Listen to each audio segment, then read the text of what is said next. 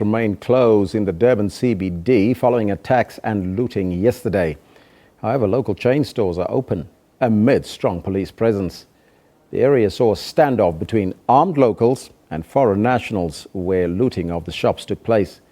Metro Police are also keeping a watchful eye. Now, for more on the story, we are now joined once again live by our reporter Ayanda Mhlongo. She's standing by with an Ethiopian representative. Once again, a very good morning to you, and it's over to you, Ayanda.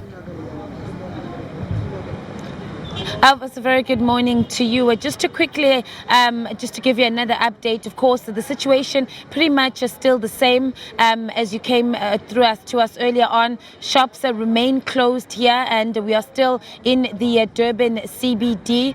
Situation still very much tense, of course. Our foreign nationals are saying that they have been advised to close the stores. They are still very much afraid. The situation has not gone back to normal. They are still picking up threats of possible attacks, but again, the police, I must say, they are out in full force, out in their numbers, on foot. They're traveling in cars. Helicopters are out patrolling, just keeping an eye on the situation. The town here of Durban, of course, the CBD, may be a bit calmer than it was yesterday, but outside the city center, we are hearing reports of renewed violence that has started again in the areas far north. The violence now spreading to areas of Verulam, Tongat, another area called Waterloo, just outside the city of Durban. But just to tell us more on the situation, of course, we're also picking up a lot of reports that are coming through from the representatives of the foreign nationals. And joining me now is Ephraim Tesfaye, and Ephraim represents the Ethiopian nationals. Ephraim, thank you very much for joining us. I just want to quickly go back to yesterday. Very unfortunately, I know that there were 3 Ethiopians that you were repatriating back home, and that memorial service disrupted. Can you just tell us on that? Have they gone back home? Okay, thank you very much. Gave me an opportunity of saying this. In fact, we've been yesterday repatriating the body of Ethiopians to home. And then while we're coming from funeral service to bring the body of those deceased ones to the venue, we're going to doing those ceremony of them. So eventually, an attack happened to us here in town, in West Street. Most of the shops around here, as you can see around here, belongs to Ethiopians from corner to corner. So this area of us was invaded by local guys to attack us, and then we fell under attack. In fact, I thank South African police for protection of yesterday. I appreciate very much about that. They protected us. And then, in fact, that ceremony was cancelled. Anyways, the body of my brothers and my sister went home yesterday. Already we sent it yesterday. Ephraim, also very disturbing is the information that you gave to us of 3 Ethiopians that were kidnapped in Nduzuma. Any word yet? Have they been found? Okay, it was the day before yesterday, as I told you, 3 Ethiopians being kidnapped in Nduzuma area. Up until today, we didn't get any information about them. I don't know where they taken them. I don't know where they disappeared. We don't know if they are killed or still they are alive or whatever. We don't know nothing about that. Still now we praying to God as a community, as the people of Ethiopian, as our member being killed or kidnapped. We worried. Really, we're devastated, but still waiting outcome of it. Just looking at the situation, it's calm here, Ephraim, in the city center, but unfortunately all the businesses having to be closed. From the information that you are picking up, how is the situation from the reports that you are receiving? Okay, honestly speaking, it was yesterday, the town was really, it was in chaos. There was a war here in town, all over Point, West Street, St. George's, Russell, Workshop. There was fire everywhere yesterday. But today, thanks Lord, I can say a little bit, it is a bit calm. I don't see any violence, unless otherwise. Attack was there in Lamontville, Ethiopian being robbed, looted, and the shop being burned yesterday. And the Verulam and all those areas out of Durban now, things are still happening. It's still continued. Yeah, so still it is a due process of attacks spreading all over Durban. You've also been in talks with the government and in efforts to try and resolve the situation. Just from your side, how are those talks going, and what measures can you say are being put in place to try and curb these attacks?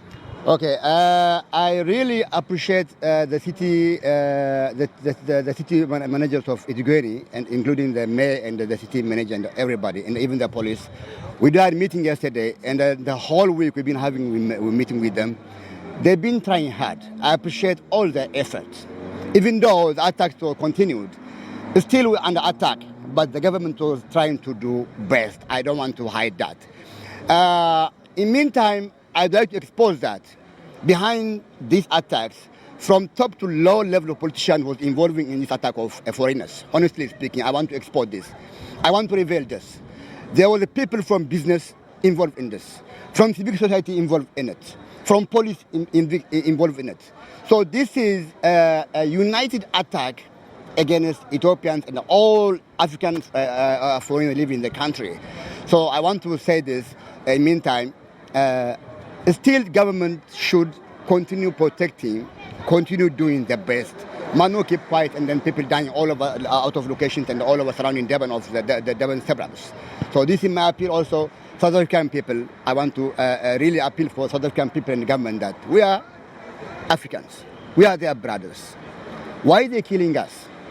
I represent the Ethiopian community. Ethiopians are no criminals. We never involve any criminalities, any criminal activities. So why are they killing us? We go to where they live and then we deliver in service for them. We're giving everything in cheap price. We're delivering service for them. Why are they killing us? I know 90% of South Africans don't hate us. They love us. It's still they're calling and then asking about us. So few those elements I try to describe for you, few politicians, a few business people and some civil society involving in this attacking us. So still I appeal, please don't kill us. Please don't finish us. You are part of your blood. You are brothers and sisters. That's my appeal for the South African people. Thank you very much. Ephraim, thank you very much. That was Ephraim Tesfayo, who is representing the Ethiopian nationals. And just a point that he mentioned on the South Africans that are opposing or condemning these attacks. We have, Elvis, met a number of South Africans who are saying that they are against these attacks and they are out trying to support. But of course, you know, there's a lot of fear. One will remember that at the weekend in Umlazi, a local woman that was trying to protect two Ethiopian nationals had her house set alight as a result, and her attackers accusing her of harboring foreign nationals. So South Africans want to come out and show their support. A lot of them on the streets have told us that they do condemn these attacks. They are nowhere behind these attacks. But of course, many of them too afraid to come out and to say that on camera. But on the side, we are hearing that from South Africans. Again, as Ephraim is saying, we are going to continue monitoring the situation out in the areas of Verulam, just far north of the city of Durban. In fact, once we leave here in the CBD, we will be heading out there just to check the situation there. But as I said, here in the city, it is calm. The police are out in full force. But for now, Elvis, I'm going to take things back to you in the studio. Thank you so much, Ayanda. That was our SABC News reporter, Ayanda Mhlongo, coming to us live from Durban.